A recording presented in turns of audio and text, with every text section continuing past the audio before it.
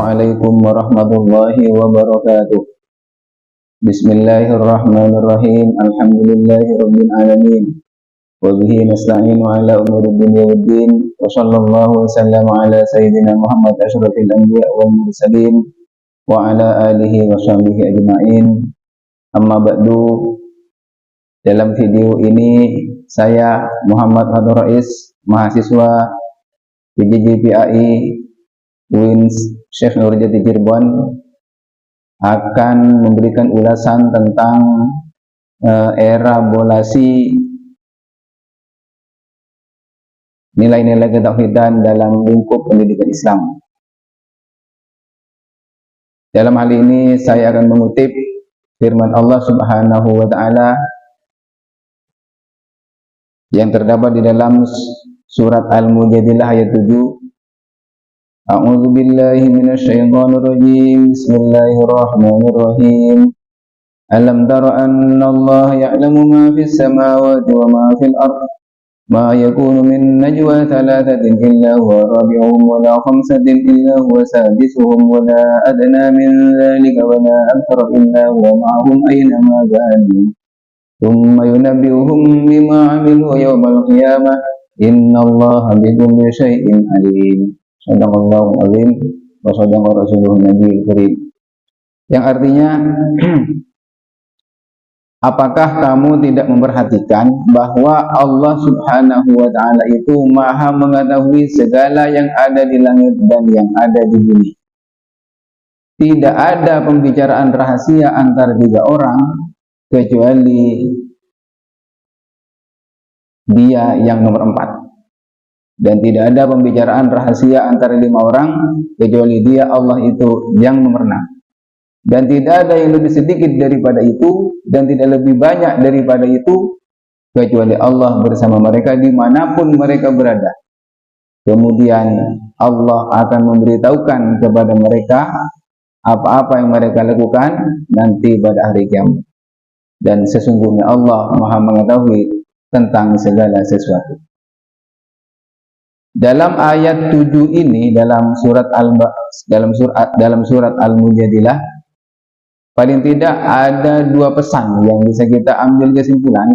Yang pertama, bahwa Allah Maha mengetahui tentang segala gerak-gerik manusia, baik berupa ucapan maupun perbuatan, termasuk juga niat. Itu yang pertama. Yang kedua, Allah akan mengadili setiap manusia atas segala apa yang dia lakukan, yang dia bicarakan, dan yang dia niatkan. 2 nilai tauhid ini menjadi salah satu materi penting di dalam pendidikan Islam, yaitu dalam materi akidah, di mana akidah itu adalah ilmu yang membahas tentang sifat-sifat Tuhan, sifat-sifat para utusan Tuhan, kemudian tentang hal-hal gaib yang diberitakan dan disampaikan oleh para nabi, seperti siksa kubur, nikmat kubur, hari kiamat, surga, neraka, dan lain sebagainya. Mengapa ada materi ini dalam pendidikan Islam? Materi ini sangat penting karena materi akidah ini akan mempengaruhi setiap peserta didik di dalam perilaku sehari-harinya, di dalam pola berpikir, di dalam dia berucap, di dalam dia bertindak. Kalau dia merasa dan menghayati dan sadar bahwa segala tindak tanduknya, gerakannya, ucapannya, termasuk niat di dalam hatinya itu selalu di dalam pengawasan Tuhan, yang pertama. Kemudian Tuhan yang mengawasi itu akan menyambut kita nanti pada hari kiamat untuk mempertanggungjawabkan apa yang kita ucapkan, yang kita lakukan, dan yang kita niatkan.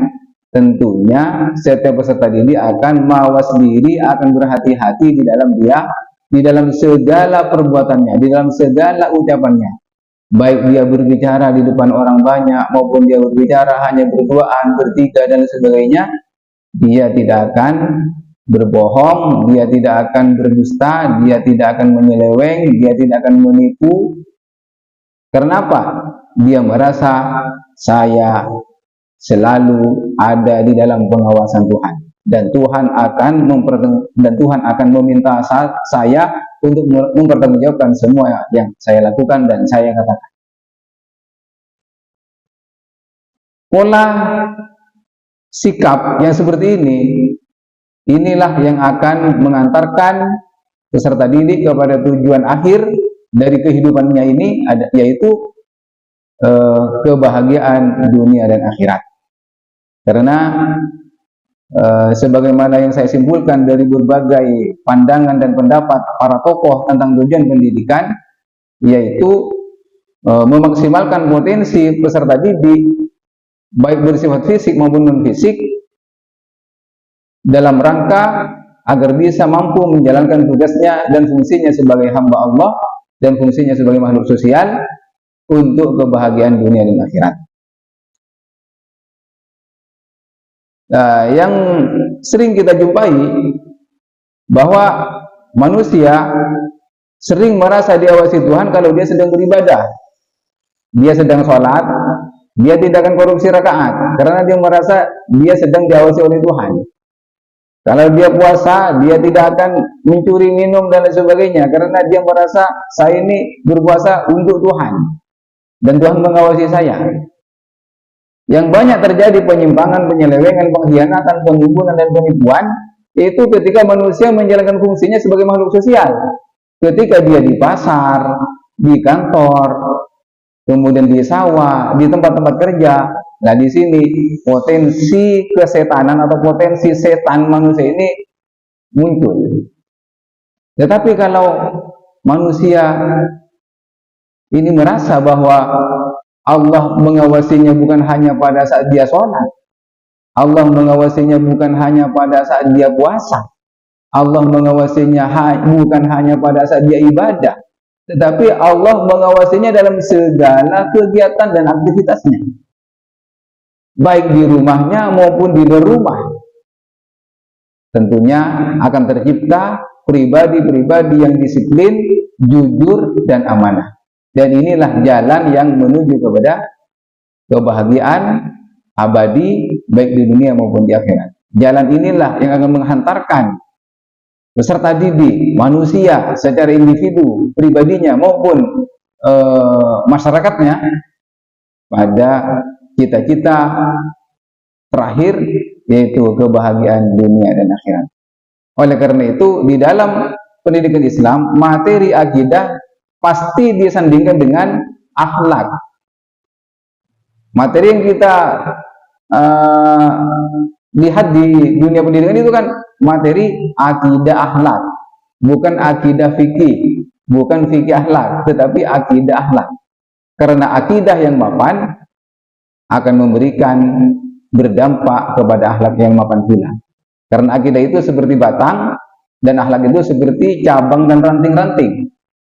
Kalau batangnya sehat, insya Allah cabangnya sehat dan ranting-rantingnya sehat, dan dari ranting-ranting yang sehat itu akan keluar buah-buah yang bermanfaat kepada lingkungan. Dan inilah puncak dari tujuan pendidikan Islam, yaitu memantapkan akidah untuk kemantapan akhlak. Demikian yang bisa saya sampaikan. Terima kasih atas perhatian dan mohon maaf atas segala kekurangan. Wallahu muwaffiq ila aqwamit thoriq. Wassalamualaikum warahmatullahi wabarakatuh.